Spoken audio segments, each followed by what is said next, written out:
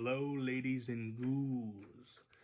Horror host Trav here, and I'm bringing you a special unboxing video. I bought a lot of shit over the past couple weeks, last week or two, mainly from Vinegar Syndrome. I did not participate in the sale, stupidly, but I kind of just discovered their brand and the way that they take these really obscure slasher movies, cult movies, sci-fi movies, and restore them to looking better than they really should.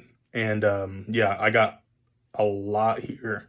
So what I'm going to do is unbox these, and kind of read you guys a synopsis and stuff. A lot of these are like really cheesy and sound really awesome. I don't think I've seen any of them, so let's go. You guys love that sound as much as I do. This is a loaded. Oh boy, here we go. Okay, so I have seen these. So I have seen this one, so I've lied. Okay, so the first one is Slaughterhouse. Buddy has an axe to grind, a big axe. So this is kind of like your self-explanatory, like slasher movie set at a slaughterhouse. I won't read the back of that because it's pretty self-explanatory. It's a guy named Buddy Bacon, I believe. And he's knocking off people at a slaughterhouse. It's fucking awesome. Go get that. Check it out. I think it was like a low price of like $17 on Amazon. But yeah, really worth it. So these are ones that I'm really not familiar with, to be honest. And I believe they're from the same director. I believe it is a Mexican director or a Spanish director. It's Ruben Galindo Jr. And it's Grave Robbers and Cemetery of Terror. But I really liked the cover art.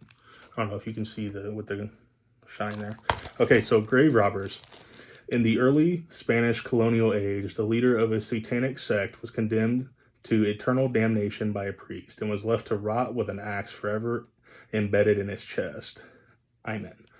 Now, in modern day, a group of teenage treasure-seeking, of course, grave robbers accidentally uncover his hidden tomb, dislodging the axe in the process. But what they don't realize is that they've unwittingly reawakened a diabolic killer. These are like so hard to read sometimes. I don't know why. Probably because I don't have my glasses on. I don't know. Who promptly sets out to complete his unholy mission of spawning the son of Satan while brutally butchering anyone who happens to get in the way. So yeah, that's Grave Robbers. And Cemetery of Terror. Pretty killer artwork as well. It's Halloween night and a group of bored teenagers decide to pull a ghastly prank, stealing a corpse from the local morgue and taking it to a nearby cemetery where they perform a satanic ritual in an attempt to bring it back to life. Unfortunately, they happen to choose the body of a savage serial killer who has just been shot dead by police, ending a recent spat of satanically influenced murders, unwittingly reviving the bloodthirsty sadist to the realm of the undead. The group of fun-seeking youngsters risk becoming dinner for the devil-worshipping zombie. With only occult expert Dr. Cardin, played by legendary Mexican character actor Hugo Stiglitz, able to try to put an end to the madness. That's Cemetery of Terror. So I'm like pumped to check these out. I'll be honest, like a blind spot for me is Mexican horror. And I know that's weird because I'm Mexican, but I haven't seen a lot of that stuff. So yeah, that's the first package. All from Vinegar Syndrome. I'm recording here in the studio, by the way. All right. So this is directed by Jose Ramon Larraz. I'm actually not familiar with this work either. And this is Rest in Pieces. This is courtesy of a recommendation by the other half of Brothers Grimm, Donnie Ybarra. He goes by Anthony YB on Facebook. But Rest in Pieces Helen Hewitt has inherited her recently deceased Aunt Catherine's humongous country villa. After arriving at their new home, she and her husband Bob immediately feel a sense of unease and hostility from the estate's staff and tenants, all of whom do their best to make the young couple feel unwelcome. As strange and increasingly sinister events begin to take place all around her, Helen becomes determined to uncover the truth about the goings-on and slowly begins to unearth the horrifying and unspeakable evil occurring at the mysterious mansion. So yeah, that's all it took to get me in for that. But that's Rest in Pieces. Another Mexican or Spanish director, I believe. So I'm really like trying to fill that blind spot. This package is apparently the toughest package that Amazon has ever sent out. All right. Okay, so this is a movie that I talked about on the podcast a couple weeks ago, and I did not get the Blu-ray of it because I really wanted to revisit it, but this is Death Dream, directed by Bob Clark. I mentioned it in the Black Christmas episode. But this one is basically about a guy going off to Vietnam and his mother kind of wishing that he hadn't died. So what happens is he comes back, but he's fucked up. And I remember it being really, really fucked up. And I recommended it on the Black Christmas episode, so I was like, let me check that out and give it a rewatch. But yeah, that's Death Dream. I remember that one being really good though. All right, so last package.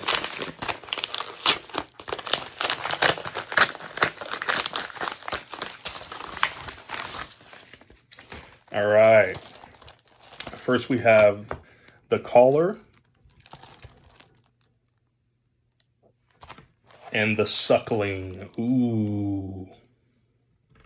All right. So The Caller. On a cold winter night. This was actually a movie that was brought up on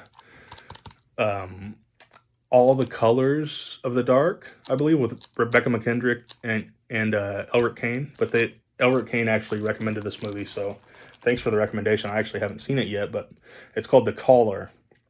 On a cold winter night, a woman living alone in the middle of the woods receives an unexpected visitor, a mysterious middle-aged man who asks to use her phone. Obliging the stranger, it soon becomes apparent that they might know more about each other than they're letting on. As hours and then days pass, the two become engaged in a series of bizarre and sinister mind games, uncovering unnerving secrets along the way. All the while, the ongoing confrontation begs the question of what mysterious events are transpiring in the nearby woods. Ooh, The Caller. The Suckling, finally for this masterpiece. The Suckling. After being tricked into having an abortion at Big Mama's underground abortion clinic / brothel, a young woman's extracted fetus is flushed into the sewer system wherein it's exposed to toxic waste and begins to mutate into an ever-growing and increasingly bloodthirsty monster. The girls, Johns, and other assorted weirdos find themselves trapped inside the brothel where they are forced to face off against the agitated prenatal creature, as well as each other in a high-stakes quest to stay alive, or at least in one piece. So, yeah. So this is a part of Horrifying My Friends, and it'll probably spill into Brothers Grimm too.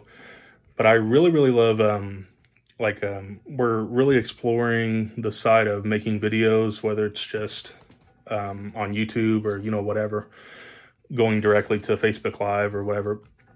But I really, really like watching these, and I think our fans will enjoy seeing what we're getting and stuff.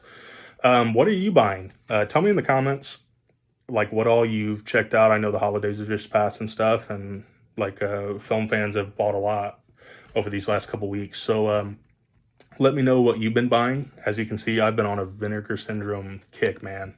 I've been buying up all the Vinegar Syndrome like I can. I am hooked on this shit. I mean, who the fuck doesn't want to see that right there? The Suckling. Thank you for watching this, and stay creepy, man. Stay safe.